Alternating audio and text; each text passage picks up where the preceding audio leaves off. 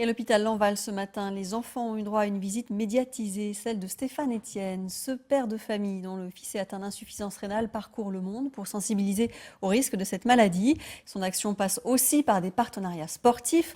En janvier prochain, Stéphane Etienne prendra le départ du Dakar en Amérique du Sud avec le pilote David Casteux. Reportage de Bernard Persia et Didier Beaumont.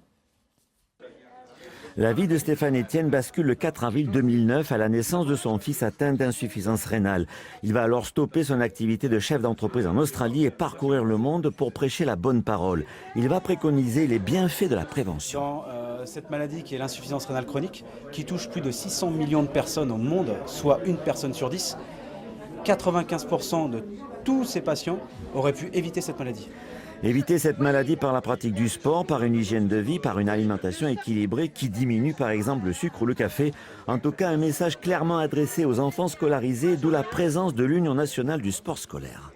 Nous avons au quotidien des experts au contact de la jeunesse. Et c'est un dépistage précoce, une activité encadrée. Et évidemment, on sait qu'avec les autres partenaires, c'est beaucoup plus simple, donc on se mutualise de façon à être encore plus performant avec eux.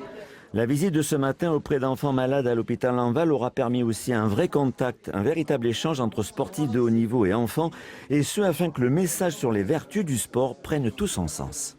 Du fait que moi je suis en fauteuil, on a la même hauteur pour parler. Et eux, ça les impressionne pas, du coup ils sont là en disant bah ouais, moi j'aime bien parler avec toi parce que tu es à la même hauteur que moi, tu me fais pas peur. Et c'est touchant comme message, mais en même temps c'est une force que j'ai de pouvoir aller directement à leur rencontre et d'échanger avec eux. La prochaine étape, ce sera mercredi avec la Journée nationale du sport scolaire dans toutes les écoles, collèges et lycées avec de nombreuses animations.